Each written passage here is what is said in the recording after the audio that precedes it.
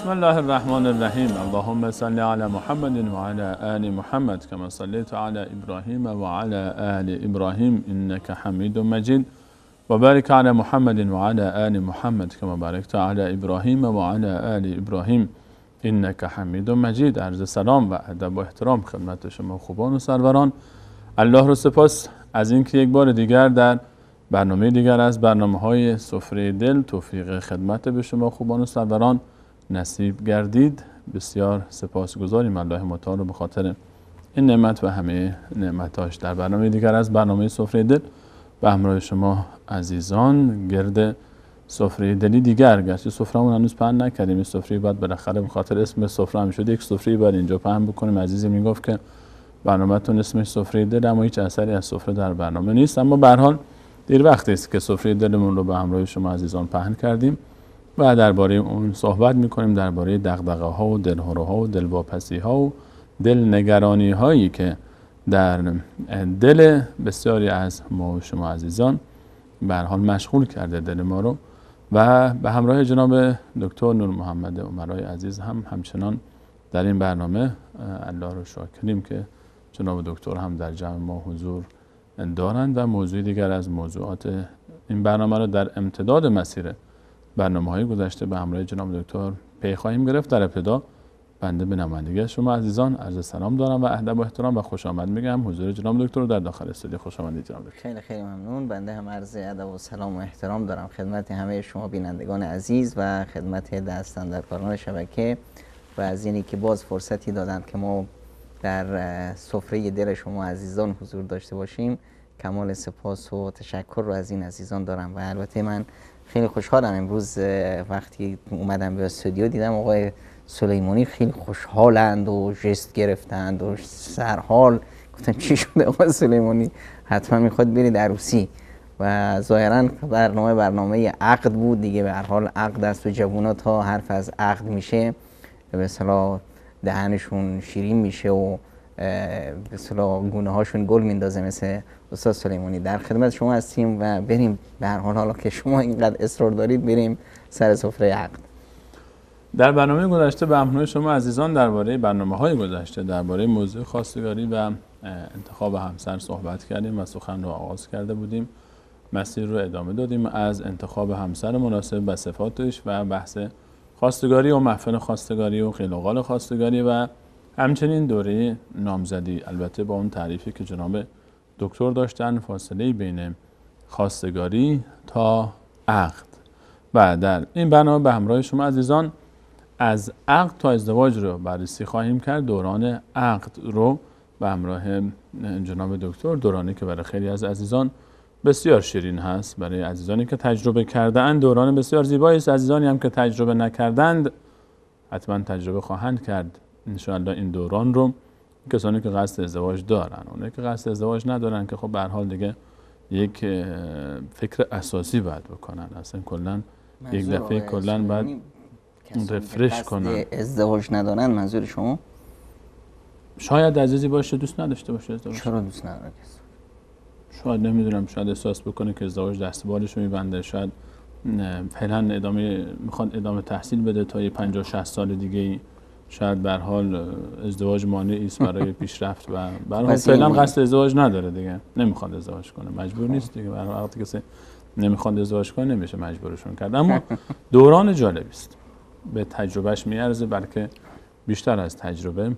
و عزیزانی که ازدواج نکردند بعد از اینکه ازدواج میکنند، اون عزیزانی که قصد ازدواج نداشتن، قصد ادامه تحصیل داشتن، بعد از 30-40 سال که استاد دکترا شدن و پروفسوریاشون رو گرفتن و پروفسور شدن، بعد ازدواج میکنن، بعد سخت پشیمانن که چرا وقتی که دیپلم گرفته بودیم ازدواج نکردیم، همون موقع بهتر بود. دوره عقد، فاصله بین دوره خواستگاری و از بعد از خواستگاری دورانی رو به نام نامزدی جناب دکتر معرفی کردن. الان باز دوره عقد رو معرفی میکنن با به همراه ما شما عزیزان. و از ابتدا جناب دکتر نامزدی با عقد در عرف جامعه ما یک معنا داره، برای شما تعریف دیگه ای داره ظاهرا. فرق بین نامزدی و عقد چی؟ از همین اصطلاحات شروع بکنیم تا دایره صحبتمون مشخص بشه در چه دامنه‌ای است.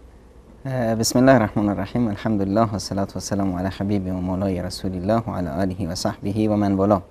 واقعا اینم جا داره که به اصطلاح بگیم که واقعا آیا نامزدی با عقد یه حرفه یا نه. متاسفانه بعضی برداشت اشتباهی که دارن فکر میکنن که نامزدی با عقد یه چیز است. دوره نامزدی و دوران عقد. بله، مثلا روند یک پروسه ازدواج چطور به وجود میاد؟ اول یه آشنایی هست که این هیچ به اصطلاح هیچ عقدی توش نیست، نه عقد اجتماعی است نه عقد حقوقی، هیچ قراردادی نیست. یه آشنایی است، ما با هم آشنا میشیم، دختر پسر یا خانواده ها. بعد از اون یه عقد یا یه قرارداد اجتماعی صورت میگیره که اون رو بهش میگن نامزدی. قرارداد، وقتی میگیم قرارداد اجتماعی یعنی گروهی از جامعه شاهد این روند برنامه هستند. یعنی اگر یه دختر پسری با هم آشنا شدن میگن ما نامزد شدیم، نامزد نمیشن، چون که یه قرارداد اجتماعی است. باید خانواده ها حضور داشته باشند، باید اولیای امور حضور داشته باشند. اونجایی که خانواده هست، اونجایی که خانواده نیست، خب دوستایی، آشناهایی، اونایی که بزرگترند و به اصطلاح نقش ولی امر یا اطرافیان فرد رو دارن. خب یه قرارداد اجتماعی صورت میگیره. این قرارداد اجتماعی که نام رو به نام میزنند، که اسمش رو میذارن نامزدی، این هیچ گونه قرارداد حقوقی نیست، هیچ گونه قرارداد شرعی هم نیست. یعنی اون نامزدی که شما می‌فرمایید فاصله بین خواستگاری تا مراسم عقد است، خوندن خطبه. دقیقاً. خواهش می‌کنم. بین به اصطلاح خواستگاری تا عقد. این مرحله رو ما گفتیم که مرحله شناخت هست. همدیگر رو میشناسن. اما یک مرحله هست که برای خانواده ها طول دادنش زیاد خوشایند نیست، به خصوص برای خانواده دختر. به هر حال مردم چش دارن، دهن هم دارن، حسودا هم هستن، افرادی هستند که اصلا از این وصلت خوششون نخواهد اومد. کسایی هستند که این آقا پسر رو برای خودشون زیر چشم گرفته بودن، افرادی هستند که این دختر خانم رو زیر چشم داشتن برای بچه‌هاشون، برای خویشاشون. به هر حال تو جامعه هر نوع افرادی پیدا میشه. بگوم‌ها زیاد احتمالش هست که سبز بشه. اینه که این دوران نامزدی باید یه دورانی باشه که فقط غرض رو ادا کنه که ما همدیگر رو بشناسیم و اون شناختی که ما الان بهش میرسیم یه شناخت به اصطلاح اجمالی هست که ما یک به اصطلاح تصوراتی رو داریم که این خانواده مناسب هست نیست. یه تصوراتی که این تصورات که وقت آشنایی بود ما یک به اصطلاح تصوراتی پیش برامون اومد، یک چیزایی ما گفتیم که این خانواده ها با هم جور میان، ما مناسب هم هستیم، هم سنگیم.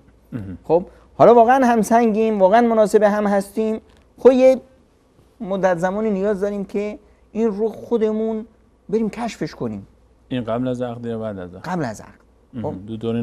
دوره نامزدی. این یک قراردادی که اینجا صورت میگیره که آقا ما فکر میکنیم که مناسب شما هستیم، شما هم فکر کنید که ما مناسب شما هستیم، حالا بیایم نگاه کنیم واقعا هستیم یا نیستیم. دقیقاً مثل کارهایی که ما مثلا در آزمایشگاه ها میکنیم. آقا یک تصوری داریم، یه دارویی درست شده، حالا این دارو درست هست نیست، بیا آزمایش کنیم. آزمایشش کردیم، خوب نتیجه خوب داد پس خوبه، نتیجه خوب نداد پس شما رو به خیر ما رو به سلامت. خب این یک به اصطلاح دورانی که هست، واسه همینه که این با دوران محدودیتایی که داره، البته با همون محدودیتی که داره که اصلا به اصطلاح چون که اینجا هر لحظه امکان هست که ما از هم جدا بشیم و وقتی هم که جدا میشیم نه دعوایی داریم نه مرافعی داریم، چون که اصلا اومدنمون با لبخند بود، جدا شدنمون هم با یه لبخند تلخ. خب دعوایی هم نیست، هیچ گونه قضای حقوقی هم نیست. اما یه ترس و واهمه هست از خانواده ها که نکنه این دختر پسر نپختگی کنن، یک به اصطلاح کار ناشایستی انجام بدن، خارج از عرف، خارج از شرع و به اصطلاح خانواده ها رو جلوی یک امر واقع قرار بدن. یک کار از کار گذشته دیگه، که بله کار از کار گذشته. به هر حال دیگه حالا شما این قضیه رو باید یه جوری جمعش کنید، باید بیایید به اصطلاح این قضیه رو حل کنید. اتفاقا میفته واسه اینه که هم بیشتر خانواده دختر دلهره دارن، خانواده پسر هم میترسن که نکنه که بچه به اصطلاح همچنین حماقتی بکنه. خب یه مورد دیگه هم که هست اینه که به اصطلاح اینا نمیخوان که این قضیه به اصطلاح زیاد رو زبانها بیفته که فردا به اصطلاح باز احتمال داره که جدا بشن. جدایی زیاد هست. همه این موارد قبل از عقد و خطبه همه اینا قبل از عقد هست که ما یه نامی رو به نامی زدیم. یعنی به دوره نامزدی وقتی معرفی کردیم یعنی همین موضوع فاصله بین خواستگاری تا خطبه. الان اومد چیکار میکنیم؟ میاییم یه گروهی از خانواده پسر با یک افرادی مسئولین که اینا در مقابل این قراردادی که میبندن مسئولیت دارن، وزنه دارن، ولی امر دو طرف، ولی امر دو طرف با هم میشینن که به هر حال ما یه شناختی از شما داشتیم، این شناخت رو اومدیم به اصطلاح بیشتر کردیم، آشنایی‌ها بیشتر شد، به این نتیجه رسیدیم که ما دو تا خانواده وصله تن هم هستیم. این دختر پسر رو هم خداوند متعال نعمت به اصطلاح داده به ما که اینها سبب نزدیکی این دو تا خانواده و دو تا فامیل بشن. خب حالا اگر شما مرحمت کنید، برای ما منت بذارید، بچه ما رو به غلامی خودتون قبول کنید. حالا تعبیرهایی که در هر جامعه هست که بچه رو متحویل شما دادیم، بچه شما هست، این خودش بیانگر چه هست؟ بیانگر یه دید اجتماعی مثبت که ما در قضیه ازدواج این رو میگیم. متاسفانه ما یه مشکلی داریم که بعضی حرفا رو میزنیم و مدلولش عملاً یه چیز دیگه انجام میدیم. یعنی ما اینجا میگیم که آقا بچه ما رو به غلامی بگیرید، بچه ما رو به عنوان فرزند خودتون قبول کنید. ما اومدیم که به اصطلاح دختر شما رو به عنوان دختر خودمون قبول کنیم. اما بعد در اجرای عمل وقتی من اومدم پیش شما دختر شما رو میگیرم به عنوان دختر خودم، این برای من یه فخر است و برای من یه نعمت بزرگ هست که آقای سلیمانی که دخترش رو به اصطلاح 20 سال روش زحمت کشیده، 18 سال روش زحمت کشیده، دختر بزرگ کرده، تربیت کرده. حالا من 3 تا دختر دارم، یه 4میش هم حالا من میدونم که یه دختر بزرگ کردن چه زحمت داره. خب الان یه دختر بزرگ آماده دارن میارم تو خونم، میشه دختر من. پسری که به اصطلاح این همه روش زحمت کشیدم، هزینه کردم، خواب و آرام شما داشتم، ریش و سویرم سفید کردم تو روی به اصطلاح تربیت این پسر، این رو آقای سلیمانی دو دستی تحویل میگیره میشه پسر خودش. خب این واقعیت امر همینه که صورت میگیره. اما این واقعیت رو ما این اتفاقی هست که وجود میاد، اما در عملی میایم که نه، انگار که من دارم از آقای سلیمانی دختر میخرم، در این همه زحمتی که کشیده، این همه زحمت رو باید جوابش رو پس بدم دیگه. خب پس دادن جواب با انسانیت نیست، با اخلاق نیست، با مرام نیست، با مال هست.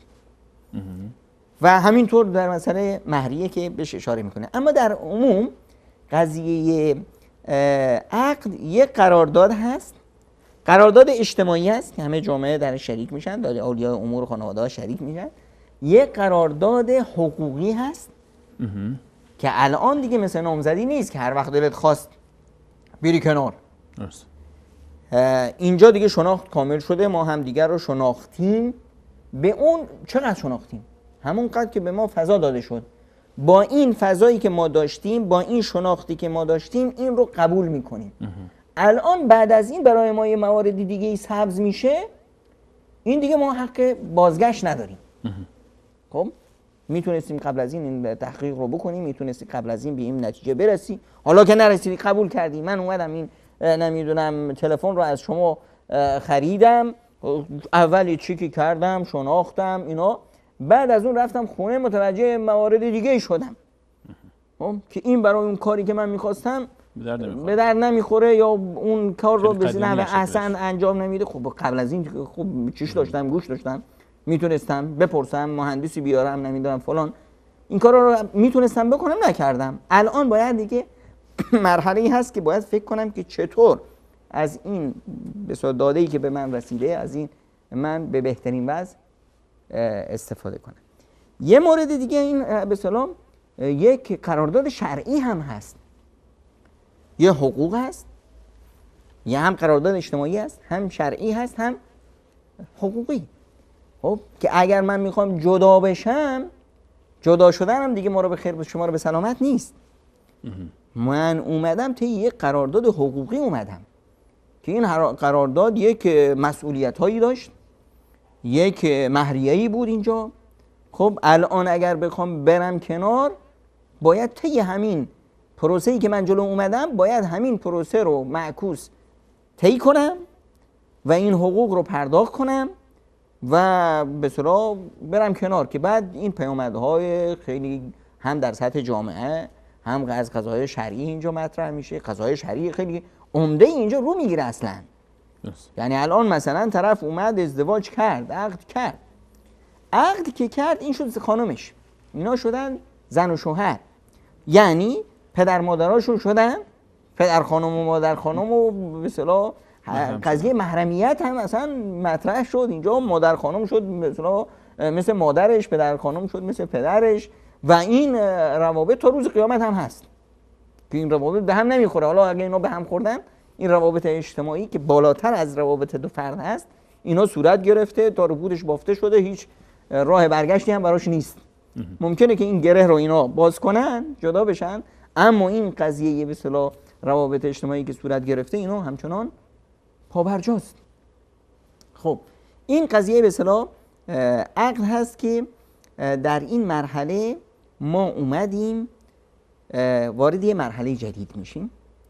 این مرحله جدید یه ویژگی‌های خاص خودش رو داره. در مرحله اول نامزدی اینا احساس کردن که بزرگ شدن، جامعه بهشون بها داده، دنبال به اصطلاح شریک زندگی براشون هست. این چیزی که به اصطلاح قبل از دوره نامزدی برای جوان‌ها یک آرزو بود. هر طرف به اصطلاح جوون تازه به دوران رسیده هی سیبیل شد جلوی پدرش چیز میکرد که بفهمن که بزرگ شده، هی نمیدونم کارایی میکرد که نشون بده بزرگ شده، هیچ کسی توجه نمیکرد. حالا که دیگه به اصطلاح براش نامزدی رفتن، دیگه الان بزرگ شده، احساس مردی میکنه، دختر خانم هم احساس میکنه. الان هنوز یه مرحله دیگه نیاز هست، مرحله این که ما از یک زندگی فردی، این جوون ناپخته‌ای که هنوز تجربه کار نداره، این رو منتقل میکنیم به یک زندگی اجتماعی جدید، یک کانون جدید. این آقا پسر میخواد یه مرحله مقدماتی رو طی کنه تا بره بشه پدر، بشه همسر. این دختر خانومی که به اصطلاح نازدردانه خانواده بود، الان باید از این خانه بره بیرون.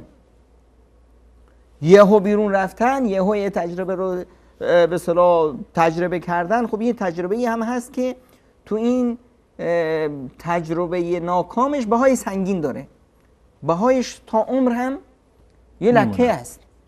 خب و تا عمر هم مثلا به خصوص در به اصطلاح ریتم اجتماعی ما که مثلا دختر خانم تا اگر رفت در خانه شوهر، باز که گشت دیگه الان شد بیوه یا مطلقه. این مطلقه خب احتمال ازدواج مجدد براش کمتره، خیلی کمتره.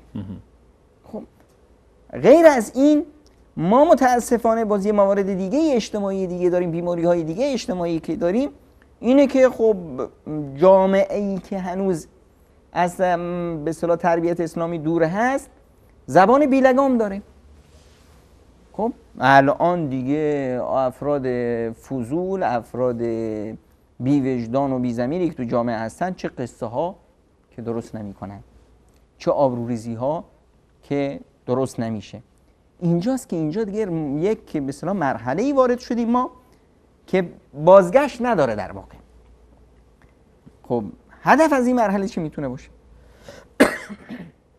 ما وارد یه مرحله‌ای شدیم که در این مرحله ما اومدیم انتخاب رو خودمون انجام دادیم یا خانواده ها انجام دادن. ببینید اینجا یک موردی هست که در خیلی از خانواده ها مطرح هست و خیلی از جوونا روش ایراد دارند و دعوا دارند که آقا من این ازدواج رو راضی نبودم، پدر مادرم برام به اصطلاح این ازدواج رو ترتیب دادن، یا نمیدونم من نمیخواستم اما خب دایی میگفت، حالا نمیشد حرف دایی رو زمین زد. یه چیزایی که به اصطلاح تو ذهن جوانای ما میاد. این مرحله عقد در واقع همه این بهانه ها رو میذاره کنار. چطور؟ به این عنوان که آقا شما اومدید عقد شد، درسته؟ خب عقد که شد، تا این عقد، تا سفره عقد شما میتونستید برگردید، میتونستید دعوا کنید، میتونستید بگید نمیخوام، میتونستید جیغ بزنید، میتونستید هر کاری بکنید، هر کاری که از دستتون برمی اومد. این کارو نکردید. چرا نکردید؟ بنا به دلایلی که حالا خودت برای خودت داری. اومد قضیه عقد که شد، دیگه الان راه برگشت نیست. الان مرحله چی هست؟ مرحله اینه که من طرف رو بخونم. در مثلا مرحله نامزدی من میخواستم طرف رو بشناسم. فرق بین این شناخت و خوندن چیه؟ اینه که شناخت یه چیزی ظاهری است که من طرف رو دیدم، از حرکاتاش، از نمیدونم فامیل و خیشان و این، یعنی از دور دیدیمش، از دور و از نزدیک دیدمش. اما الان نه، الان بازش میکنم، میخونمش. حالا تو این کتابی که من باز کردم و خوندم چیزای خیلی خوب هم هست، غلط غلوطا هم هست، چیزایی هست که خوشم نمیاد. یه مجله است به هر حال، یه قسمتش مثلا آموزشی هست، یه قسمتش اصلا جدوله که باید پر کنم، من قسمتش معماست، اصلا معماست کلا. یه قسمتش چیستانه، یه قسمتش جوکه، میخونم خوشحال میشم. یه قسمتش هم به اصطلاح ورزشیه، یه قسمتش نمیدونم آشپزیه، یه قسمتش خانواده است، یه قسمتش چیه. بعضی چیزا رو خوشم میاد، بعضیش خوشم نمیاد. این کتاب برای هر دوتا هست، هم زن هم مرد. هم زن هم مرد. هر دوتا هم دیگه رو میخونیم به این معنا که چطور این قرارداد شرعی عقد رو عملی کنیم. قرارداد شرعی عقد چیه؟ در قرارداد شرعی عقد در واقع ببین ما دو شخص داریم که این دو شخص به معنای کلمه از هم بیگانه‌اند و نامحرمن. یعنی یک به اصطلاح محرمیت یعنی چی؟ یعنی خیلی خیلی به هم نزدیک بودن، خیلی خیلی خودمونی بودن. خب اینا از این خیلی خیلی خودمونی و از این دوستی کلا دورن، نامحرمن، نادوستن، آشنان. نقطه مقابل اینن دیگه. این دو تا شخص بیگانه از هم، نامحرم از هم، کی اینا رو نامحرم از هم کرده؟ شریعت، دین، خدا. شریعت، دین، خدا. خب الان کی میتونه اینا رو محرم بکنه؟ همون کسی که نامحرم کرده بود. دقیقاً. پس من رابطه عقد در واقع رابطه بین فرد و فرد نیست، در رابطه بین فرد و خداست. دقیقاً. یعنی من مرد چرا این دختر رو انتخاب کردم؟ ببین ما در مسئله نامزدی این بود که طرف میخواد ازدواج کنه. ببخشید در مرحله نامزدی طرف این دختر رو میخواست، مرد این دختر رو میخواست، دختر این پسر رو میخواست. حالا چون اینو میخواد پس ازدواج کنیم. در چی به اصطلاح در مرحله بعدی مرحله رشد هست که مرد و دختر و پسر میان به یه مرحله میرسن که ما میخوایم ازدواج کنیم. طرف مقابل نه، الان من دنبال ازدواج هستم، نه دنبال دختر فلانیه. خب فرق این دوتا چیه با هم؟ حالا کسی که میخواد مثلا با این دختر برسه، با این پسر برسه، با اون کسی که میخواد با این دختر پسر ازدواج کنه. در مرحله به اصطلاح نامزدی یه مرحله فوران عاطفه بود. چون که عاطفه فوران بود، یکی به اصطلاح جوون هست میخواد که اشباع بشه، یه دختر خانم هست میخواست که یک بالا سری داشته باشه، یه خونه‌ای داشته باشه، یه آرامیشی داشته باشه، رحمت و مودتی به وجود بیاد. اینجا چی میخواست؟ من این آرامش و رحمت و مودت تو چشای فلانی میبینم، من همینو میخوام، اگه به من ندید خودم رو میکشم، همین برای من خواهی. این همونه که اینو میخواد. خب اینو میخواد، ما رو کشوند که نامزد کردیم، اومدیم، شناخت به وجود اومد. در طی این مدت باید آقا پسر دختر خانم به اون درجه از پختگی برسن که الان ازدواج میخوان. خب مگر اون آتش و اون فوران و اون به هر حال خواسته هایی که اول بود مگر اینا برآورده شده؟ هنوز برآورده نشده. برآورده نشده اما در فرد بود. در فرد بود. واسه همین خانواده‌ها میترسیدن که نکنه اینا قبل از اینکه ازدواجی صورت بگیره کار دستشون بدن. خب برای همین یک حد و حدود و مرزبندی هایی گذاشته شد قبل از عقد که اینا کاملا نامحرم هستن.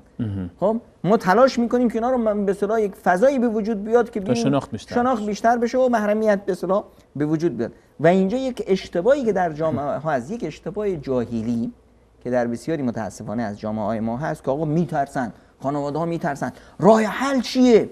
بعد یه شیطان شیاد میاد میگه که آقا صیغه محرمیت بخونی. این باز یک قوز بالا قوز هست. صیغه محرمیت دیگه باز چه؟ میگن که آقا اینا به اصطلاح با هم نامحرمن، شما هم میترسید که اینا کاری دستشون بدن فلان، پس بیاد یه چند نفر جمع بشیم یه صیغه محرمیت بگیریم اینا با هم حلال بشن تو بیشتر خودشون رو بشناسن و اگر بعدش هم خواستن ازم جدا بشن مشکلی نمیشه. صیغه محرمیت رو همونطور که گفتیم بازش میکنیم. خب یک به اصطلاح یک ترفند شیطانی. ببینید در قضیه ازدواج شیطان خیلی فعال هست و با عقد قدرت شیطان خیلی پایین میاد. قبل از عقد شیطان دیگه میدان براش بازه و هی جفتک میزنه این ور اون ور، میخواد اینا رو یه جوری بدنامی درست کنه، دشمنی درست کنه، چون که ازدواج در واقع یک ضربه کشنده است برای شیطان. ازدواج کمر شیطان رو میشکنه. یه طرفی بود اصلا ناقص الایمان بود، تعبیر به اصطلاح شرعیش ناقص الایمان بود، ازدواج ایمانش رو کامل میکنه.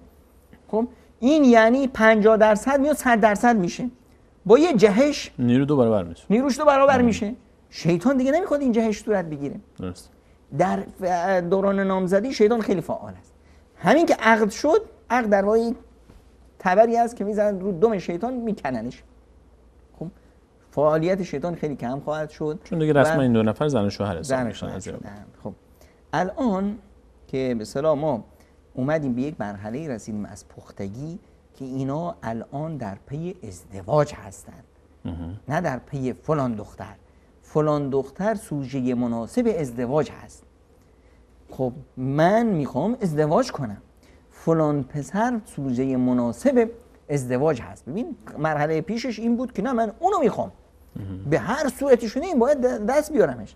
الان نه، الان پختگی شد، الان فهمیدن که ما میخوایم الان چون که میخوایم ازدواج کنیم محرمیت ایجاد بشه که عقد هست، نه محرمیت شیطانی قبلی. اینجا رابطه فرد با خداست. فرد میاد قرارداد میکنه که بار الها اگر شما منو محرم فلان دختر کردید من قول میدم که ایشونو سعی کنم که اینو رحمت و مودت به وجود بیاد، اینو خوشبختش کنم. رابطه رو دوست داره که این رابطه از اون نامحرمیت به حلالیت تبدیل بشه. این با خداست. رابطه حلال میشه دیگه. دختر خانم هم در واقع همچنین عقدی رو، همچنین قراردادی رو با خدا امضا میکنه که اگر من با فلان آقا پسر محرم شدم من قول میدم که اینو خوشبختش کنم. چون که این رابطه الان با خداست به این مفهومه، وقتی میاییم در مسئله ازدواج عقد صورت گرفت، الان بعد از عقد خب من الان وظیفم اینه که این طرف مقابل رو خوشبخت کنم، طرف مقابل هم وظیفهش اینه که منو خوشبخت کنه. الان خب چیزای دیگه هم به وجود میاد، یک به اصطلاح چیزای ناخوشایندی به وجود میاد، یه ویژگی‌هایی میبینیم که خوشمون میاد، یه بدیایی میبینیم که بدمون میاد. هر گلی به هر حال خاری داره. بله الان ما دیگه چون که گل خار داره دیگه نشد خار، گله. ولی اینکه هر چقدر هم خار داشته باشه، هر چقدر هم خار داشته باشه. ببین الان ما یعنی یه مثال دیگه بزنم، یک شکوفه درخت خوشگلی و زیبایی خودش رو داره، بله، بو و تراوت خودش رو داره. این دوران نامزدی هست که همش خوشگلی گل رو ببین، بویش رو ببین. بعد میشه چی؟ سیب، میشه میوه. الان این میوه اون خوشگلی به اصطلاح چی میگن شاید اون زیبایی اون تراوت شکوفه رو نداره. شاید اون بو رو هم نداشته باشه، اما چی هست؟ اما طعمش چیز دیگه است، اما فوایدش چیز دیگه هست، اما این برای منه، برای خوردنه. شکوفه فقط برای تماشا کردن بود.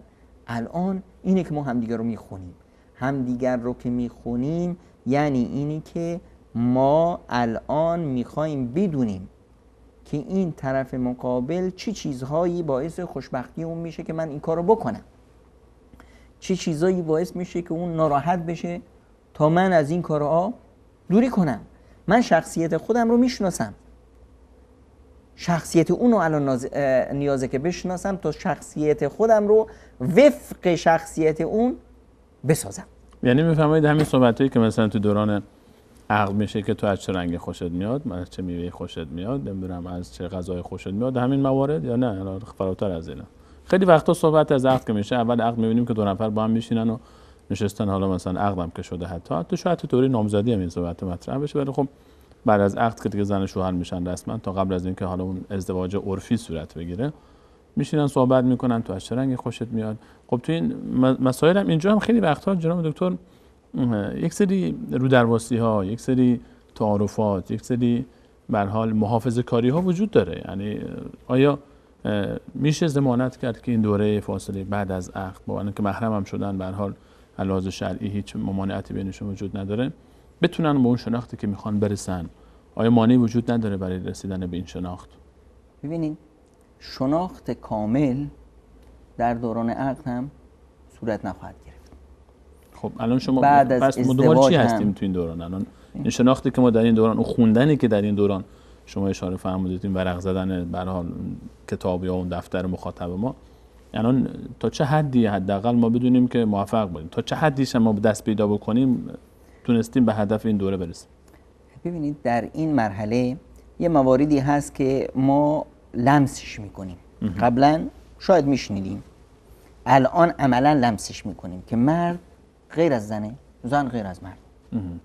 خب شیوه رفتار با زن الان مثلا در این دوران خیلی مهم هست، مثلا به خصوص برای دختر خانم‌ها. دوره عقد دوره عقد یه نقطه برای دختر خانم‌ها خیلی مهمه که اینه که آقا پسرها بیشتر شیفته مادرشونن. خب حالا باید این دختر خانم بدونه که این آقا پسر رابطهش با مادرش چطوره. بعضی ها هستن که خب مادرشون خیلی به اصطلاح سخته و فلانه و رابطه چندان خوب نیست. چندان خوب نیست به این معنا که نه بدون از به اصطلاح صله رحم، در صله رحم که تو این بحثی نیست. خب در صله رحم خوبه، اما میدونه که مادرش سختگیره، مادرش نمیدونم بهانه‌گیره، مادرش فلان، در تصور اون. پس میدونه که این پسر با این صفات مادر رو نمیخواد، سعی میکنه که از این صفات دوری کنه. یا میبینه که نه، این به اصطلاح به طور عموم اینطوری است که آقا پسرها عاشق مادرشونن، صفات مادر جایگاه خاص خودش رو داره. بچه همیشه به اصطلاح تو آغوش مادره. در کوچیکی با مادر بود، از شکم مادر اومد تو آغوش مادر و وقتی هم بزرگ میشه احساسش تو آغوش مادره. برای همینه که هر چند بزرگ بشه تو چشم مادرش بچه است. خب اینجاست که دختر خانم سعی میکنه که صفات مادر رو بخونه، مثل همون مادر باشه، صفات مادری داشته باشه. خود طرف رو بخونه به این معنا که ببینه این چی نیاز داره. ببینید مردم روابط به خصوص آقایون و در دختر خانم هم همینطوره که به اصطلاح روابطش با دیگران آیا روابط مثلا پدرانه است یا روابط دوستانه یا روابط بچگانه. به چه معنی؟ مثلا کسی که در زندگیش سختی‌ها دیده، پدر وفات کرده، پدر نبوده فلان، این نیاز به یک محبت پدرانه داره. اینجا میدونه که رابطهش با این باید یه رابطه مثل مادر باشه، مثل پدر رفتار کنه باشه. بود محبتش خیلی پررنگ بشه، چون این یک جانب نقصی داره. میدونه که نه، این ریتم اجتماعیش خیلی طبیعی پیش رفته، پس اینجا نیاز به دوست و همدم داره، نقش دوست و همدم رو بازی میکنه. یا احساس میکنه نه، این شخصیتش خیلی قوی هست، در خانواده وقتی بوده، مثلا پسر بزرگ بوده، دختر بزرگ بوده، این مدیریت خانواده دست این بوده. این الان دیگه نیاز به مدیر نداره، نیاز به زیر دست داره. خب این به اصطلاح میدونه که جایگاه من در مقابل ایشون چی هست، کجاست، هم دختر هم پسر. برای ما خیلی سخته به اصطلاح برخاص برای مردا که آقا فلانی زنزلیله، نمیدونم فلان خیلی بهمون بر میخوره. اما میبینیم که این دوتا نمیدونن که زنزلیلی چیه، خیلی خوشبختن با هم. خانم مدیره و این آقا دونسته که به اصطلاح شخصیت اینطوریه که تحمل اینو داره، قبولش هم داره. این در مردا خیلی کمه، واسه همین به اصطلاح مردا شاخصه هست. این نباید مطرح باشه. نه این مطرح باشه که ما چطور این تعهد و قراردادی که با خودمون داریم این رو عملی کنیم. این فضای به اصطلاح عقد این میدان رو به ما میده. یه فرصتی برای تامین قبل از دخول به اصل زندگی و شروع زندگی مشترک. دقیقاً الان ما دو شخص داریم که اینا در واقع زن و شوهر هستن، اما زیر یه سقف نیستن. هنوز اون رابطه گرچه شرعاً تمام چیز الان حق تمام رابطه رو دارن، ولی یک محدوده‌هایی داره، یک سری فضاش فرق میکنه با فضای اصل زندگی. فضای به اصطلاح یک فضای آموزشی است، چون که به اصطلاح هنوز پسر تو خونه پدر و مادره، هنوز پدر و مادری وجود دارن که بالا سرن. دختر هم تو خونه پدر مادر خودش هست. این آقا پسر وقتی میخواد بره پیش دختر نیاز هست که در بزنه، اجازه بگیره. به هر حال یک به اصطلاح محدودیتی هست، هنوز به اصطلاح اینها انگار که مهارشون کاملا دست خودشون نیست. درسته. خب پس در این فضا ما یه آداب و رسوم خاص خودمون رو داریم، یک به اصطلاح رسومات فرهنگی خاص خودمون رو داریم، یک نمیدونم اخلاقیات خاص خودمون رو داریم که این رو باید مد نظر داشته باشیم که نکنه که دیگران از ما برنجن. ما میخوایم یک کانون جدیدی به وجود بیاریم، نمیخوایم که به اصطلاح کانونهای موجود رو تحت شعاع خودمون قرار دادیم یا از بین ببریم یا بلرزونیم. اجازه بدید جناب دکتر، همین به هر حال محدوده رابطه و تو رفت آمد دوره عقد چون غیر قابل زیاد دربارش هست، این رو اجازه بدیم به همراه شما بینندگان عزیز میان برنامه ببینیم، برمیگردیم ان شاءالله درباره رابطه دوران نامزدی، دوره عقد. بعد از عقد وقتی خطبه عقد خونده میشه، به هر حال طبیعتاً هنوز مراسم ازدواج، اون مراسمی که عرف هست به اصطلاح شرعی که کار تمام شده است، وقتی که عقد خونده شد دیگه شرعاً زن و شوهرن دو طرف، اما اندازه عرف هنوز باز یک سری محدودیت‌هایی وجود داره که این محدودیت‌ها احیانا دچار انسان رو دچار سری مشکلات میکنه و تاثیرگذار هست. حالا عرف جامعه است، رسم جامعه است، تاثیرگذار بر شکل رابطه و نحوه رابطه و محدود میکنه این رابطه رو. در خود رابطه، غیر قابل رابطه، محدوده رابطه دو طرف سوالهای زیادی هست که باید مطرح بشه و مواردی هست که باید اونها رو هم میشه رو بررسی بکنیم. بعد از میان برنامه در خدمت شما عزیزان خواهیم بود با بررسی این موارد. نور في الظلمات أنسي في خلواتي يا سعدي وهنائي القرآن حياتي وأنكحوا الأيام منكم والصالحين من عبادكم وإمائكم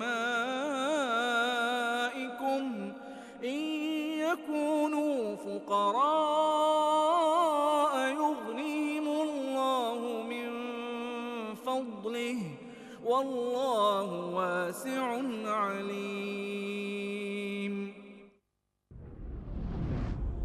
و به مردان و زنان بی همسر و نیز غلامان و کنیزان شایسته خیش همسر دهید اگر فقیر و تنگ دست باشند، الله آنان را از فضل خیش دارا و بی نیاز می گرداند و الله گشایشگر داناست. نور في الظلمات أنسي في خلواتي يا سعدي وهنائي القرآن حياتي. بالمصطفى فلتنعم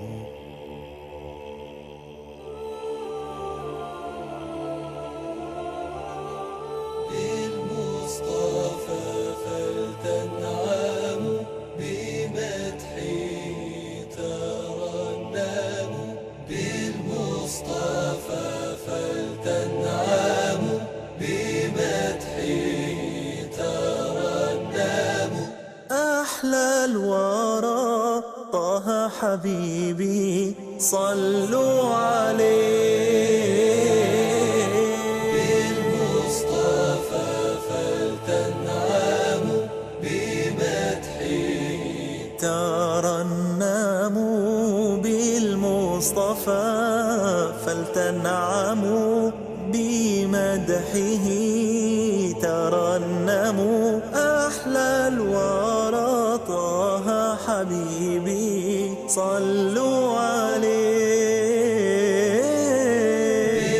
بالمصطفى فلتنعموا بمدحه ترنموا أحلى الورى طه حبيبي صلوا عليه هو رحمة للعالمين وأجل كل المرسلين الصادق الوعد الأمين صلوا عليه صلوا على رسول الله خير العباد صلوا على رسول الله خير العباد أحلى الورى طه حبيبي صلوا عليه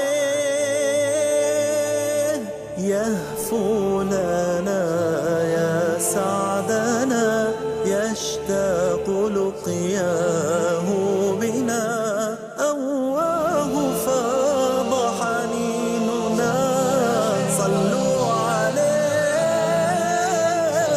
على رسول الله خير العباد صلوا على رسول الله خير العباد أحلى الورى صلوا عليه بالمصطفى فلتنعموا بمدحه ترنموا أحلى الورى طه حبيبي صلوا عليه بمحمد قلبي أضاء يا رب فامنن باللقاء من حوضه أرجو ارتواء بين يديه صلوا عليه على رسول الله خير العباد صلوا على رسول الله خير العباد صلوا على رسول الله خير العباد صلوا عليه بالمصطفى فلتنعموا بمدحه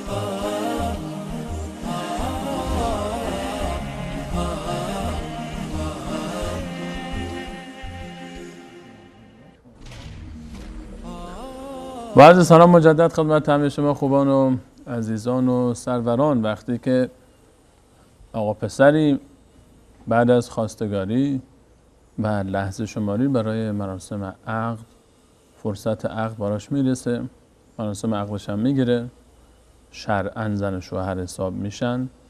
بعد از اون دیگه به هر حال زندگی شروع شده. الان بعد از این همه انتخاب و دغدغه و پشت سر گذاشتن دلهره‌های خواستگاری و جواب خانواده به هر حال محبوبه میشه دیگه اینجا، چون برمیگرده به خانم.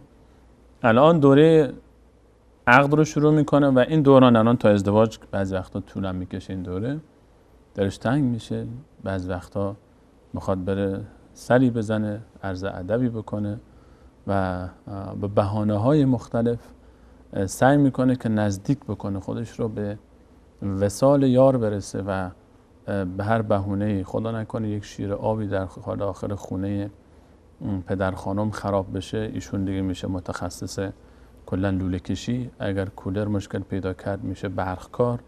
اگر نمیدونم زنگ خونه خراب شد هاکذا. اگر فرش نیاز به شستن داشت، اصلا کلا تخصص این آقا از بچگی شستن فرش بوده. مهمونی هم بیاد به هر حال در آشپزی هم میتونه کمک بکنه، سرآشپزم بود یه مدتی. به هر بهونه‌ای شده باید خودش رو وارد کنه به این فضا و حقش هم هست. حالا از دید من حقشه، از دید شما هم شاید حقشه، اما از دید خانواده خانم، خدا نجات بده انسان رو. و بعضی خانواده ها که اصلا طرف جرأت نمیکنه به خونه که به جای خود اون کوچه و محلم نزدیک بشه. تا دیروز که با همیش نسبتی نداشتن میتونست بره خونهشون سلام علیکم بکنن. حتی دخترم و پسرمو بودن، نمیدونم دختر خاله پسر خاله یا دختر دایی پسر عمه بودن، حکایت فرق میکرد، میتونست بره. الان که دیگه عقد شد، اگه مردی حالا پات بذاره داخل این کوچه و داخل این خیابون تا ببینی که چه بلایی سر در میاد از طرف مردهای خانواده خانم. جناب دکتر، از این دوران عقد یکی از دغدغه‌ها همین حکایت رابطه، حالا حکایت رفت آمدهای به خونه عروس خانم. آیا این اجازه را اصلا داماد داره که رفت آمد داشته باشه یا نه؟ و یا خانواده عروس این اجازه رو دارن که عروس و داماد رو منع کنن یا نه؟ اول اینکه این اجازه رو دارند یا نه، اصولا که نباید داشته باشن و متاسفانه این به اصطلاح عادت در بعضی از مناطق هست که به اصطلاح تا عقد شدن دیگه حق نداره اون طرفا جی پی اس بزنه یا اون طرفا سرکله‌اش پیدا بشه یا اسم اون محله رو به زبان بیاره که به اصطلاح برادر خانم ها، خویشای خانم اینا بر نخوره. در این به اصطلاح جوامع خب دیگه ما حقی هم نداریم که به اصطلاح نمیتونیم که این روند جامعه رو عوض کنیم. حالا اگر امکان تغییرش بود که باید عوض شیم. شرعاً این حقو داره؟ شرعاً این حقو ندارن، چون که به اصطلاح یه زن و شوهر رو از هم جدا کردن. شما ببینید این چقدر چیز بدی هست که زن و شوهر رو از هم جدا کردن.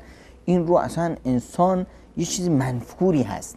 تصور کنید وقتی پیامبر خدا صلی الله علیه و سلم یا هر پیامبری می اومد، کافرها وقتی میخواستند که مردم رو بترسونند از این پیامبر که بسیار با یه دین جدید اومده، کسی نره نزدیکش، دینش رو قبول نکنه، چی میترسوندن؟ میگفتن مواظب باشید، این یفرق بین المرء و زوجه، این یه جادوگریه که بین زن و مرد فاصله میندازه. حتی الله متعال هم در معرفی جادوگران در سوره بقره میفهمید یفرقون بین المرء و زوجه، بین مرد و زن فاصله میندازه. یعنی کار کی از این؟ جادوگرای کافر. کار یک کار خیلی بسیار زشتی هست و یعنی طبیعت و فطرت اون رو نمیپسنده. اما چرا این در بعضی از جوامع این به وجود اومده؟ در واقع این یک نیازی بوده که اون جامعه احساس کرده که خیلی وقتا به اصطلاح قضیه اینه که مثلا ما یه وقت افراط تفرید داریم. یه وقت آقا رو میگی که خوشگل کن، خانم میگیم خودتو به اصطلاح به سر و صورتت ببر، میره از اون ور بام خودشو میندازه پایین. یعنی یا این ور که میگه آقا ما ساده ایم، همینجور ژولیده و پولیده و زشت میاد، یا مثلا 4 ساعت باید جلوی آینه به صورت جست بره که نه این لباس با این رنگ مو میخوره، این رنگ مو با این رنگ به اصطلاح مردمک چشمم میخوره نمیخوره، از این حرفا. خب نه اینجوریش نه اونجوری. خانواده میدیدن که مثلا طرف هیچ فکر ازدواج نیست، تأخیر میندازه فلان، گفتن آقا ما بیایم اینا رو از هم جدا کنیم تا یه نوع آتش زیادی به وجود بیاد، این آتش این رو مجبور کنه که مثلا زودتر زنشو برداره بره. یعنی اگر بعضی وقتا هدف از این ممانعت به این خاطره که آقا پسر زودتر به فکر ازدواج باشه و احساس میکنن که اگر این مجال رو باز بکنن که راحت هر جوری که دلش بخواد رفت آمد داشته باشه، ازدواجش رو به تأخیر میندازه. من میگم بیایم همین رو از نظر جغرافیایی نگاه کنیم. مناطقی که این عادات و رسوم رو دارن غالبا اون مناطقی هستند که مرز دارن با مناطقی که دیگه کلن قضیه ازدواج عقد ازدواج شد. شما اگر حتی جغرافی منطقه رو نگاه کنی، این خودش بیانگر همین هست که آقا اینجا خیلی افراط هست، اینجا تفریط به وجود اومده. خب یه نوع سختی هایی رو به خاطر چی؟ به خاطر یک قصه خیلی زیبایی از مولانا نصرالدین تعریف میکنند. اون جالب است که اینجا ما این رو به اصطلاح به عنوان استشهاد بیاریم. میگن که آقا مولانا نصرالدین یه خونه ای داشت، خب پولم نیاز داشت، خب خونه رو هم نمیخواست از دست بده. خب اومد گفت که من این خونم رو میفروشم، یا قیمتی هم گذاشت، یه شرطی هم گذاشت که من این خونه رو میفروشم، اما تو دیوار این خونه یه میخی مادر بزرگ این میخو کاشته تو این دیوار. از اون کوچیکی من این میخو دوست دارم، یاد مادر بزرگ میافتم، نمیتونم دل بستم به این میخه و به همین دیوار همینجا نمیتونم جاشو هم عوض کنم. من این خونه رو میفروشم، این میخه رو نمیفروشم. جاشم عوض نمیشه. یه میخ تو یه خونه بزرگ، یه میخ چه قیمت و چه بهایی داره؟ خب یه آقای اومد گفت آقا این میخ نه 10 تا میخ. گفت نه همین یه میخ، اینو نمیفروشم و فقط من حق دارم هر وقت دلم خواست بیام یه سری به میخم بزنم یاد مادر بزرگ بیفتم. اون بنده خدا گفت هر وقت دلت خواست بفرما، خونه از خودت. خونه رو خرید. این آقا مولانا نصرالدین هم چیکار میکرد؟ سر وقت غذا که میشد تق تق تق، بله آی مامان بزرگ که اجازه بدید من همین میخم رو یه سری بزنم، می اومد سر میخ. خب مردم نشستن سر غذا، آقا مولا بفرمون. خب می نشست غذا هم میخورد. خب نیمه های شب، ساعت 2 شب تق تق تق، چیه آقا بیا چی خبره چی شده؟ آقا من دلم تنگ شده واسه میخم. خب می اومد سر به میخ میزد، وقت و ناوقت میخ. و آخرش چی شد؟ آخرش صابخونه فلای آقا نخواستیم خونه از خودت، نه پولشو خواستیم نه خونه رو خواستیم نه میخدم. خب البته این توصیه خوبی است برای عزیزانی که مثلا وقتی که خانواده‌های دختر خانم گیر میندازن و نمیدونن آقا بشین مولانا نصرالدین سر وقت و ناوقت تا آخر مجبور بشن شما رو با همسرتون بندازن بیرون. آقا برید. خب المهم یعنی اینی که ما در مثلا جامعه یه افراطی داریم، یه تفریط که این دوتا باید به شیوه حل بشیم. یعنی نه اون شوری نه بی نمکی. دقیقاً. یعنی در مواردی که به اصطلاح هیچ گونه اجازه‌ای نیست، این رو یا اینا رو به هم به وصال برسونن هر چی زودتر، مراسم ازدواج بگیرن تمام. مراسم ازدواج بگیرن چون که طولانی شدن این به اصطلاح دوران عقد به صلاح نیست. به خصوص الان که جوامع انسانی خیلی به هم نزدیک شده. خب وقتی طرف مثلا تو منطقه هست که همچنین عادات و رسومی هست و طرف دانشجو هست تو مثلا پایتخت، خب وقتی میبینه آقا این عقد کرد حالا به همسرش هم نمیرسه و به هر حال وضع اقتصادی و رسم و رسومات اینا اجازه نمیده همسرش رو ببینه، اصلا سلام علیکی باش داشته باشه، خب دیگه کم کم وسوسه میشه که خب چاقی نشد لاغری، این نشد یکی دیگری. خب فکر به اصطلاح ازدواج میفته، در همون پایتخت ازدواج میکنه و تموم شده. خب این یه بحران درست میکنه توی محیط خانواده. اینه که اینا رو زودتر، یا اینه که این به اصطلاح سخت گیری ها رو بشکنیم. میگه چه نیازی هست که به این اندازه به اصطلاح آقا یک محدودیت هایی وجود داره در هر جامعه‌ای، یا عرف و رسوماتی هست. خب چرا با اون عرف و رسومات رو یکم نرمش نکنیم؟ جایی که نه دیگه خیلی باز قضیه شورتر هست که دیگه اونجا هم باید این محدودیت هایی بذاریم. به این عنوان که مثلا طرف میخواد که مثلا سر به خونه مثلا همسرش بزنه، پدر مادرش که مثلا اونجا تو خونه خودش که نیست، الان هر کی تو خونه خودشه، تو خونه پدر مادرشه، الان میخواد سر بزنه، حداقل اطلاع بده، حداقل مثلا از خانمش بپرسه که مثلا چه وقتایی من بیام مناسب تره. اونم از خودش فتوا نده، بره به پدر مادرش به خانواده بگه که مثلا الان توی این خانواده دخترای دیگه هستن، پسرای دیگه هستن، فضای زندگی الان شما میایید مثلا مودماغ یک خانواده میشید که یک ریتم خاصی رو در زندگی داشتن. اینو قبل از این مثلا شما ازدواج کردین، خواهر برادرای اون خانواده که ازدواج نکردن، اونا نمیخوان که ازدواج شما محدوده آزادی اونا رو به هم بزنه، از زندگی اونا رو به هم بزنه. این خانواده خودش یک به اصطلاح عادات و خاص خودش رو داشت، یه به اصطلاح برنامه خاص خودش داد، دید و بازدیدها داشتن، مهمونها داشتن، نمیدونم یه روز میرن پیش پزشک میرن، یه روز فلان برنامه رو داشتن. اینا استراحت خاصه برای خودشون. الان شما میایید به اصطلاح کار دارن، همه اینا رو به هم میزنی. خب تو روی تحصیل بچه‌هاشون تاثیر میذارید، روی نمیدونم رفت و آمد مهموناشون، روی رفت و آمد فضای زندگیشون اونقدر وسعت نداره، مثلا فضا کوچیکه، جا نداره برای میهمانی هر دم و نادم. اما خودشون آمادگی رو دارن که این نوع تغییر و تحولاتی به وجود بیاد، چون که شما رو به عنوان داماد قبول کردن. پس اینجاست که شما به اصطلاح به خانومت میگی، خانومت باز از خانواده اجازه میگیره، با اونا مشوره میکنه که چه وقتی شما برید. حالا وقتی که به شما وقت میدن خیلی برای شما هم خوبه، به این معنا که دیگه وقتی میری خب میدونن که این وقت شما میایید، در حد توانشون از شما استقبال و پذیرایی میکنن، یه نوع احترامی برای شما قائل خواهند شد. از اینکه شما مثلا سر زور رفتی در میزنی، کسی جلوی در هم نمیاد، در هم وا نمیکنه. خب بعد دیگه خیلی تو خودت شکسته میشی، شما برمیخوره، به تحویل هم نمیگیرن، به من اهانت شد فلان. در واقع به شما اهانت نشد، خودت به خودت اهانت کردی. خب اینه که مثلا خود همسرت هم وقتی میدونه که شما میایید، حداقل به خودش میرسه. خب این هر مردی میخواد که به اصطلاح زنش رو به اصطلاح خوشگل و زیبا ببینه. خب البته این تنها در وقت عقد نیست، این در کل زندگی ادامه خواهد داشت. دیگه این نیست که به اصطلاح ما بگیم آقا ما با هم این حرفا رو نداریم. نه خیر آقا، ما هم این حرفا رو داریم. نمیدونم ما آدمای ساده و خاکی هستیم. ساده و خاکی بودن معناش به اصطلاح ژولیده بودن، شلخته بودن نیست. خب این مسائل رو به اصطلاح وقتی ما مراعات کنیم در محیط خانواده، هم برای خودمون بهتره، هم برای خانواده‌ای که به اصطلاح میریم بهشون سر میزنیم. این یادمون نره که هر خانه‌ای برای خودش یک به اصطلاح محدودیت‌هایی داره، یک آداب و رسومی داره.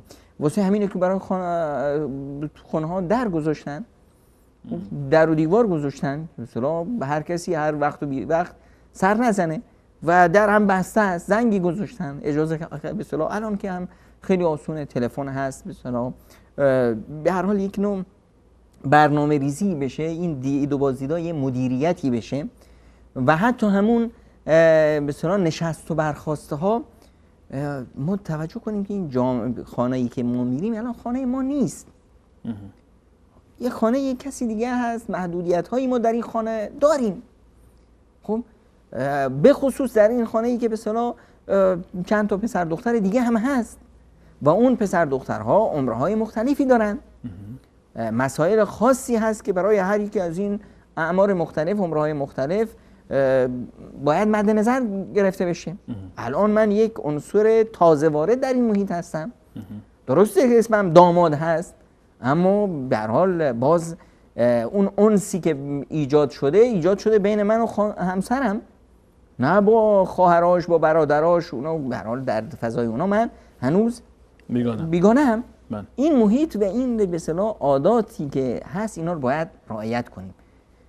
یه مورد دیگه هم هست، خب افرادی از این خانواده من رو شناختن یا قبول کردن، هنوز افرادی هستن که من براشون قابل هضم نیستم، یا من نشناستن، یا موافق نبودن، دایی ها و عموها و خاله ها و نمیدونم این ور و اون ورا. منی که الان تو این خونه میام باید تحمل چشای اونا رو داشته باشم، چون که این خونه من نیست. درست. خب اگر حرفی زدن دیگه از کوره در نرم و این رو به اصطلاح نذارم به حساب خانم من. برادر خانم من، دختر خانم من، عمو و دایی و حد اینا خانم من نیستن و اصولا اشتباه اونها اشتباه خانم من نیست. اهانت اونها به من یا چیزی که من نباید این رو اهانت خانمم یا خانواده خانمم بدونم، سر خانمم خالی نکنم اینا. اصلا و حق ندارم. خب چون که اینجا من الان تنها کاری که اینجا باید بکنم اینه که افراد رو بشناسم و بدونم که این، ببینید ما اگر این رو به اصطلاح تو خودمون نهادینه بکنیم که ما در یک آزمایش الهی هستیم، این زندگی همش آزمایشه. ببینید اگر وقتی که من اومدم به استودیو یک تشری میزدم، یه حرف بدی میزدم یا با شما رو یک به اصطلاح شیوه نادرستی صدا میزدم، خب شما یه دو تا سوژه در مقابل خودت داشتی. یکی اینی که چه آدم بی‌تربیتی این، احترام من نداشته، چه حرف بدی گفت، چی کار کرد. اینجا چی کار میکنه؟ شما تو خودت رو عذاب میدین. من یه کاری کردم و رفتم، اما شما دارید خودت رو میخوری.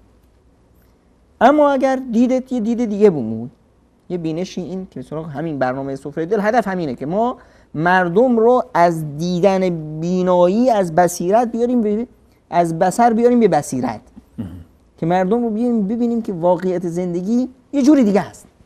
اینجا شما میگفتید که ما در یک آزمایش الهی هستیم. خب من رو خداوند آزمایش میکنه. این امرا الان امروز یک به اصطلاح ادات الهی است برای آزمایش من. این کاری که ایشون کرد همیشه نمیکرده، امروز چرا کرد؟ پس اینجا یک منم که در محک هستم، که منم که با اینجا آزمایش میشم. خب الان من تو این محیط خانواده که هستم، هر تشری، هر حرفی، هر چیزی رو به خودم اولا نگیرم. احساس کردم که اصلا هدف منم. خب ببینم که این یه آزمایش هست که من الان با این وضع چطور رفتار کنم. منی که قرار دادم با کی بود؟ الله بود. با الله متعال. الان این آزمایش هست. به من توهین شد، یاد گرفتم که و ما اصابکم من سیئة فمن نفسک. این از منه. حسنه ای اومد فمن الله. خوبی دیدم خدا رو شکر کنم، بدی دیدم با خوبی جواب بدم. ادفع بالتی هی احسن. ادفع بالتی هی احسن. چی میشه؟ فاذا الذی بینک و بینه عداوة کانه ولی حمیم. یعنی وقتی که من کسی رو که به من بد کرد با خوبی جواب دادم، چی میشه؟ این عزیزترین من میشه. این رفتم خونه خانواده، دایی مثلا از اول این با من در افتاده بود. من این رو برداشت کردم که این یک امتحان الهی است در این عقدی که من، قراردادی که من با خدا بستم. خب من میام خوبی میکنم. آقا شما اگه تو خانواده خودتون دختر نبود که بیایید به اصطلاح چشت دختر فامیل ما باشه؟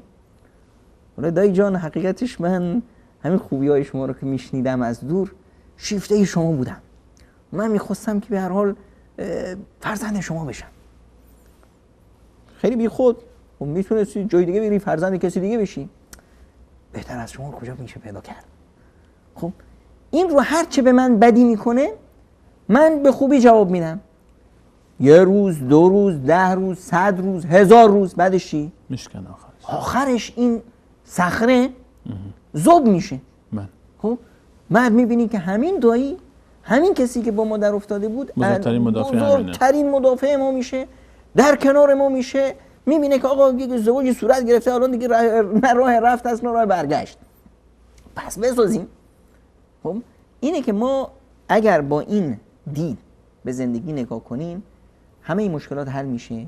همه یه نمیدونم بگومگوها همه برداشتش آسون میشه. همه این تصوراتی که در ذهن ما احیانا وسوسه های شیطانی میاد که به اصطلاح ما اشتباه کردیم اینجا ازدواج کردم، من از سنگ اول کج نهادم تا آخر دیوار داره کج میره، من نمیخواستم خانواده منو مجبور کردن. همه این مسائل حل میشه چون که الان من میبینم که آقا من در یک امتحان الهی هستم و من باید این امتحان رو پاس کنم، نه اینکه نگاه کنم که به صورت برگه خرابه، پنکه خرابه، نمیدونم فلان خرابه، این محیطی که من جایی که برای من انتخاب کردن نشستم این جای نامناسبی هست. نه خیر، من اصل قضیه رو روش بگیرم و پیش برم. جناب دکتر، یکی از مواردی که در بحث، حالا چون بحث ما رابطه دو طرف بود و مخصوصا رفت و آمد داماد به خانواده عروس، از خود عروس و داماد اگر صحبت بکنیم در دوران عقد، محدوده این رابطه چقدر باید باشه؟ از اونجایی که شرعاً برای زن و شوهر هستن، آیا این رابطه زن و شوهر دوران عقد قبل از ازدواج عرفی، آیا این رابطه اگر با همون آزادی ها و با همون فضایی که بعد از ازدواج هست در داخل خونه خودشون، این در دوران عقد هم اگر فضای مجاری براشون فراهم بشه همین فضا رو داشته باشن، همین آزادی ها رو مناسب هست یا نه باید همچنان، چون همون گونه‌ای که این دوران عقد شکل زندگیشون فرق میکنه، در بحث محدوده رابطه شخصی بین خودشون هم یک سری مسائل رو باید رعایت بکنن؟ ببینید، ما گفتیم که عقد یک قرارداد اجتماعی، حقوقی و شرعی است. از جانب شرعیش اینا زن و شوهرن و هیچ محدودیتی براشون نیست. یعنی فرقی بین این دوران و دوران بعد از ازدواج شرعاً وجود نداره. هیچ به اصطلاح محدوده نیست شرعاً. اینا زن و شوهرن و تموم شد. فقط چی مونده؟ عرف مونده که اون عرف چی رو میاره میکنه که میگه آقا یه ولیمه بندازید که همه بدونن که ازدواج شد. خب پس عرف یک ولیمه گذاشته، یک پله دیگه گذاشته و این عرفه که به ما میگه که این محدوده چقدره. در بعضی موارد که این غالب جامعه ما هست اینه که این روابط یه محدوده خاص خودش رو داره، چون که زیر یه سقفی که مال اونها باشه نیست. حتی اگر یه اتاق جدا داشته باشن اما تو خونه خودشون نیستن. وقتی ازدواج کردن همون اتاقه، شاید خونه دیگه نرن، اما شکل بس عرفی اون اتاق فرق میکنه. الان این اتاقی که مال دختر خانم بود میشه مال این خانواده، مال این زن و شوهر. خب عرفاً اینطور میشه. خب این اتاقی که به اصطلاح تو خونه آقای فلانی بود، خب مال خانم فلانی بود. تا آقای سلیمانی می اومد میرفت خونه اتاق خانم فلانی. همین که ازدواج کردن میشه که این اتاق آقای سلیمانیه. پس کلا عرفاً این عوض میشه. خب تا این مرحله اینها از نظر عرفی در بیشتر اعراف جامعه ما اینه که به اصطلاح قضایای به اصطلاح روابط عاطفی زناشویی رو تا آخرش نرن. یعنی یه محدودی، یک خط پایانی برای خودشون داشته باشن. خب بعضی عرفا اگر اجازه بده چه، مثلا به عرفایی هستن که حالا میشنویم بعضی جاها مثلا حتی زن و شوهر، حالا عروس و داماد دیگه، قبل از ازدواج رابطه به حدی باز هست و آزاد هست، انگار بعد از ازدواج و احیانا در مراسم عروسی فرزند خودشون هم شرکت میکنن. یکی دو ماه قبل از عروسی بچه به دنیا آمده. اصلا این اعراف از نظر شرعی هیچ مشکلی نداره، از نظر عرفی هم هیچ مشکلی نداره، اما یه مشکل اجتماعی درست میکنه. و اون اینه که به اصطلاح در این اعراف ما میبینیم که بیشتر ازدواج ها به تأخیر میفته، به اصطلاح ولیمه به تأخیر میفته، اعلان ازدواج به تأخیر میفته. همینه که به اصطلاح شما میفرمایید که فرزندشون هم تو برنامه هست. یعنی این موارد برخی از موارد است. بعضی از موارد هم حالا چون میبینن که اگر به تأخیر بندازن ازدواج رو بچه به دنیا میاد، حالا زودتر محفل رو جمع میکنن، میگن زودتر عروسی بگیرن. خب این عموما در اینجا میبینید که دوران عقد 2 سال 3 سال عادی هست که به طول بکشه. درسته؟ غالبا طول میکشه. بله. به خاطر چی؟ به خاطر اونی که اون چیزی که انگیزه‌ای که مرد رو تشویق میکرد که به اصطلاح خودش رو سر و بال بده و بیشتر به فکر ازدواج باشه، بیشتر بتونه که استقلال باشه، خب اون انگیزه رو از دست داد.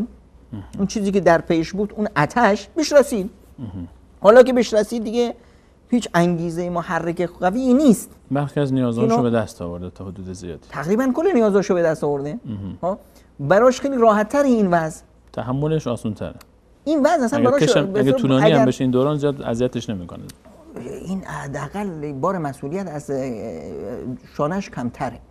اولا در فکر خانه مستقل نیست. خب دختر تو خانه پدر مادرشه. خب بسیاری از مخارج رو متحمل نیست.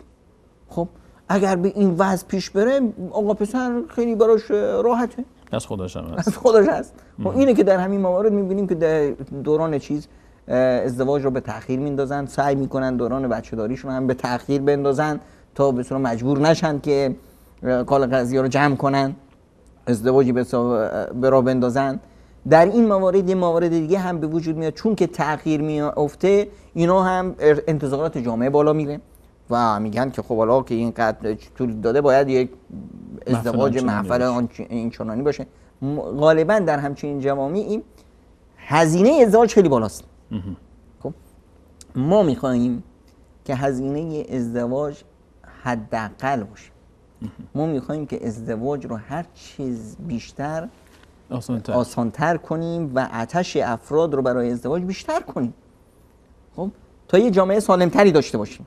پس بر همین مبنا میگیم که هرچی این رابطه محدودیت‌های خودش رو همچنان حفظ بکنه مناسب‌تر هست. بله هرچی محدودیت‌ها بیشتر باشه یا معقول‌تر باشه، نه به اون سفت و سختی اولیش و نه به این به اصطلاح باز بودن فضا به این صورت. یک محدودیتی داشته باشه که اینا به اصطلاح در فکر استقلال باشن و خود خانواده ها هم دیگه الان وقتی اون نیست که ما بیاییم شرط و شروط بذاریم، وقتی اون نیست که ما بیاییم به اصطلاح یه باری باشیم بر این دوتا غنچه‌ای که تازه میخوان به هم برسن، این دوتا عروسی که میخوان به اصطلاح به هم برسن. اینجاست که ما باید بیاییم فضا رو باز کنیم براشون، کمکشون کنیم، خانواده ها سهم بذارن، هر چه زودتر اینا رو به اصطلاح به وصالشون برسونن. و قبل از این البته خواهش ما از هم هر دو تا به اصطلاح زن و شوهر همین است که کل برنامه سفره دل وصال حق رو مراجعه کنند، نگاه کنند و یادداشت کنند، چون که به مواردی که ما ذکر میکنیم در واقع راهکار هست برای یک زندگی سعادتمند، یک زندگی خوشبختی که به اصطلاح میتونن در کنار هم اون قراردادی و عهد و پیمانی که با خدا بستن اون را عملاً به اجرا به در بیارن و یک زندگی خوشبختی داشته باشن. جناب دکتر دوستان اشاره میکنم 5 دقیقه دیگه هم فرصت بیشتر نداریم. اگر حالا سوال ها درباره دوران عقد ادامه خواهد داشت صحبت ان شاءالله. خود این دوران الان با توجه به اینکه عروس خانم الان به هر حال دختر خانم شرعاً و عرفاً هم خانم آقای فلانی هست، ولی در خانه پدر مادر زندگی میکنه، جدا زندگی میکنه، یه سری مخارجی داره، علاوه خصوص وقتی که این دوران عقد طولانی میشه، 1 سال 2 سال 3 سال. این مخارج دوران عقد حالا دختر خانم به عهده کی هست؟ به عهده خانواده خودش هست یا به عهده داماد باید باشه؟ این قضایه رو در واقع اونم عرف تعیین میکنه. اولا اینا بساز زن و شوهر هستن، اصولا اگر کل مخارج رو داماد به عهده بگیره این حقش هست و حق دختر هم هست که این رو درخواست بکنه. نه حقش هست، واجب هست براش. واجب هم هست، اگر درخواست بشه واجب هست. اما به این صورت هست که اینا باید قبل از به اصطلاح عقد اینا به تفاهم برسن، بیان اونان که به اصطلاح خانواده بگن که بله در عرف جامعه اینجوری هست، اما عادتا عرف خانواده ما این هست که وقتی ما عقد کردیم کل مخارج به اصطلاح دختر به عهده شوهرش هست. خب این رو صراحتا میگن. خب اگر نگفتن باید به اون به عرفی که به اصطلاح در جامعه هست پایبند باشن. عرف جامعه ما به صورت عموما، حالا بعضی جا اگر استثنایی باشه، اینه که تا وقتی که دختر در خانه پدر هست مخارج معمولی دختر به عهده پدر هست، مخارج تحصیلات دختر به عهده پدر هست، نمیدونم مواردی هست که به اصطلاح بیماری خاصی شد، نمیدونم وضع حملی شد فلانی شد که عموما شوهر برداشت میکنه، چون که به اصطلاح مسئولیت اون در حیطه مسئولیتی اون میره. اما قضیه مثلا به اصطلاح آموزش دختر این اگر آقا پسر تحمل کرده بود قبلا این رو پذیرفته بود، خب وظیفه‌اش هست که به اصطلاح پرداخت کنه. در غیر آن این نه براش واجب هست نه وظیفه‌اش هست.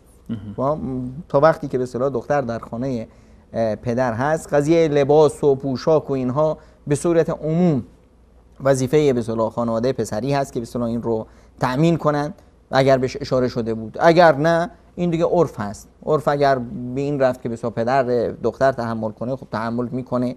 این مسائل رو باید به صورت شفاف، به خصوص در بین افرادی که اینا مسئله هست. در عموم جامعه اینا اصلا ملاک نیست، مسئله نیست. دختر تو خانواده تو خانه پدر هست، هنوز دختر خانواده هست.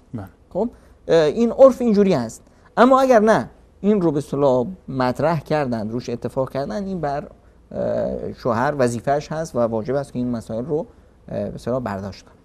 و اون سوال آخر در این برنامه، اگر دوران عقد، بعضی وقتا می‌بینیم که این دوران عقد طولانی میشه، فقط دلیلش هم یک چیزه، داماد وضعیت مالیش مناسب نیست و خانواده عروس فشار میارن براش که تا وضعیتت خوب نشه ماشین، خونه، مراسم آنچنانی به تأخیر میفته. در این باره نظرتون چیه؟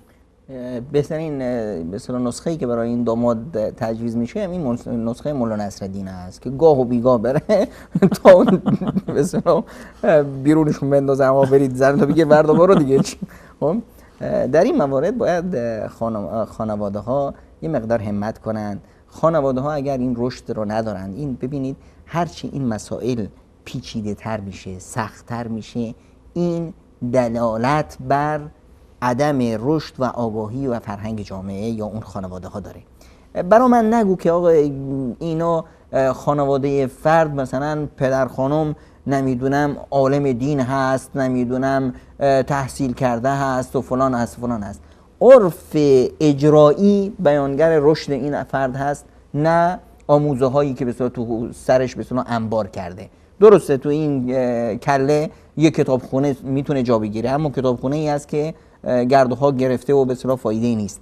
اون چیزی که عملاً اجرا میگیره این ملاک هست که این خانواده اگر اینطور سختگیر هست، سعی کنیم اهرمه هایی که در به اصطلاح جامعه هست، اهرمه های کارساز رو فعال کنیم.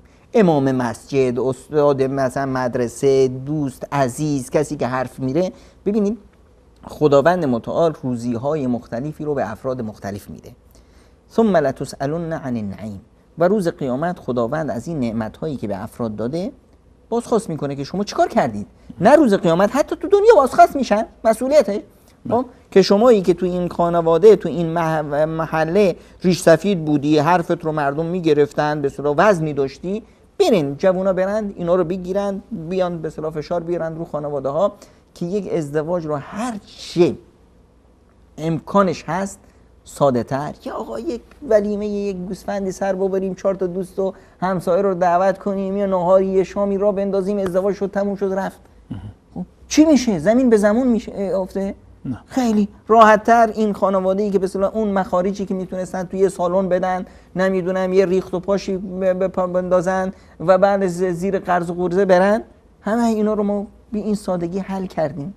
خب حالا 4 نفری که به ما در اونجا طعنه زدن به خاطر اینی که خودشون بیچاره‌ها زیر بار رفتن توی یه هچلی افتادن، میخوان که همه جامعه همون دردی که اونا دارن رو تحمل بکنن، چون که احساس میکنن این درد به سبب همین جامعه بود و میخوان که همه این کار بکنن. اما همینو یه جامعه دیگه یاد میگیره و میگه که واقعا دستشون درد نکنه، خدا بهترشون رو بیامرزه. چقدر راحت به اصطلاح زن بچه‌شون رو خونه بخت فرستادن، هیچ هزینه چندانی هم متحمل نشدن، نه زیر قرض رفتن، نه هیچی، قضیهش به سادگی گذشت. و هرچی این ساده تر باشه برکت زندگی هم بیشتر خواهد. خیلی ممنونم جناب دکتر، تشکر و سپاس از صحبت زیبای شما. تشکر خاص دارم از همه شما بینندگان عزیز که تا این لحظه برنامه خودتون یاری کردید. مسیر ما همچنان موضوع ادامه خواهد داشت، در برنامه‌های پیشرو هم ان شاءالله همراه ما خواهید بود و ما رو همراهی خواهید کرد. و تشکر خاص دارم از احمد جان کارگردان محترم برنامه و عزیزان دیگری که پشت صحنه هستن، مرید احمد و فرید جان و محمد جان و جاوید جان که زحمت میکشن همیشه تا برنامه‌ها اجرا بشه. در پایان از الله متعال برای خودمون توفیق استقامت و ثبات بر مسیر توحید تا آخرین لحظه حیات رو خواهانیم و برای گذشتگانان بخشش، مغفرت و رحمت رو. نظرات، پیشنهادات و انتقادات خودتون رو میتونید در طول هفته با ما حتما در میان بگذارید و در خلال برنامه‌های پیش رو یقینا مطرح خواهد گشت. تا برنامه بعد همه شما عزیزان و خوبان رو به الله تعالی میسپارم. الله یار و نگهدارش. خیلی جزاکم الله خیرا. شکر الله.